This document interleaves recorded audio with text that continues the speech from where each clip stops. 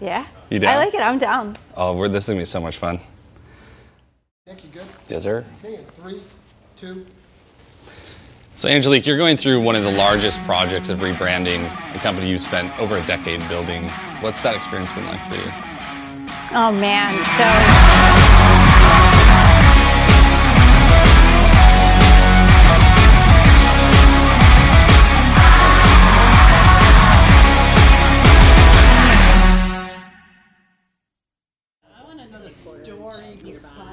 The story behind BoldHaus. Where did BoldHaus come? We went through 4 months of strategy work before we even got to the idea of name concept.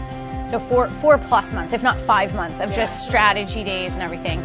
The most exciting part about the brand was reflecting on everything that we had accomplished over the last 10 years, and then going back and looking at it and saying, who are we really? And letting the really great stuff about who we are, not just as a company, not just as a team, not just as like what we do, but who are we as a community? What are we all about? I wanted it to be about the community, not about us. The corporate agent was about me.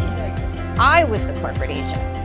BoldHaus is really an ode to our customers, our clients, our community. It's about you guys. It's actually not about us. It's about like we're the home, but you all are the bold. So that's really where it came from, is you are the bold and we are the house. How do we create that culture where people know they can make gutsy moves, bold moves, they can take decisive action? Think about it, I was trained to make life or death decisions in a microsecond, right? So how do I bring that kind of knowledge and expertise to a group of people who want to be a team and a cohesive unit? And every single time, the community was always there to catch me, to pick me up, and to help me keep moving forward. They are the bolds. They are the ones who are choosing to take action. A lot of people say they're going to build a business. A lot of people dream about doing things. Our clients are the people who actually go out there and take action and do. And we are the house. We are the home where they come together and they form lifelong relationships, where they come back to for the sort of feeding their soul as much as feeding their strategies. It's really hard, even if you're a coach, to read the label on your own jar. Angelique is a great jar reader. I've been in BoldHaus since 2018.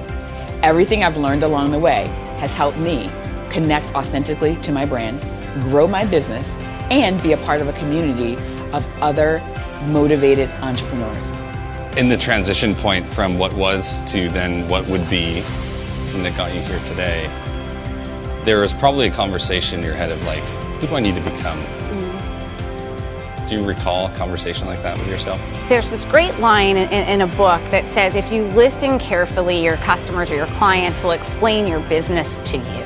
You know, when I first branded the company, I didn't know who I was selling to yet. I had just started the company. I didn't really understand just how courageous our customers and clients were. I think it's more a question of what is the decision I have to make in order to become the person? Like, what is the next action that I have to take to kind of step into that next thing? So I think that for me is probably more how the process goes, because I'm different every time I do something big. I'm a different person having gone through the rebrand, because of the choices we had to make and because we had to be courageous to be disruptive and not look like everybody else in our industry and not sound like everybody else. And so I think it's really a question of what are you going to do to become that person? What are the experiences that you're going to give yourself so that you step into that? That whole idea that you fake it until you make it, that just doesn't make any sense. You take action until you make it. You give yourself experiences until you make it.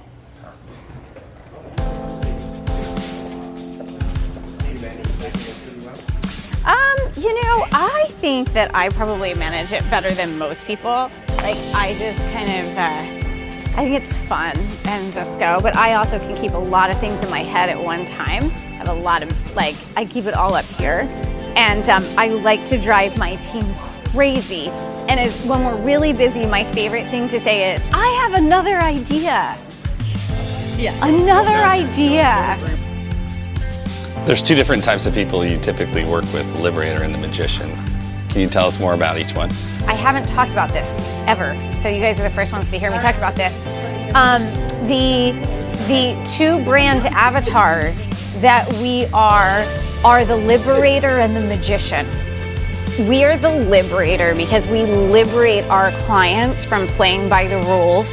We liberate our clients from beliefs that are holding them back. We liberate our clients from the status quo, from the idea that you should do this or you ought to do that, or because all the masses are doing something, you have to do it too. And we're the magicians because suddenly everything that our clients have wanted to happen starts happening. And they don't even, we know why it's happening. It's because they're taking it's all about cause and effect. They're doing something new and it's creating an effect. But because it all makes so much sense, it starts happening so effortlessly that they think it's magic. People are like, how are we doing this? This is so incredible. Like, it didn't even feel like I had a sales conversation.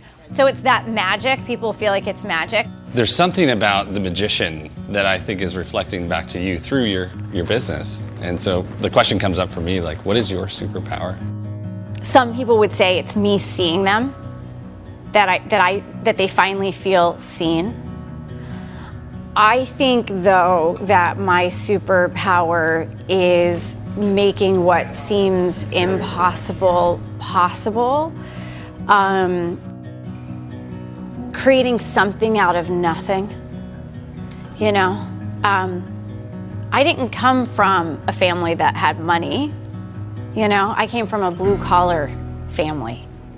I shared a bedroom with my mother until I was 14 years old. We had, one bathroom in the house for 4 people. You know, my family mostly worked minimum wage jobs. My mom was the first person to go to college in our family. And somehow I grew up in a household where my grandmother would always say, if there's a will, there's a way. And I think that really embodying that idea that when there's a will, there's a way, that's really my superpower, because whenever I want to do something, I do it and I create it, but I can help my clients do that too.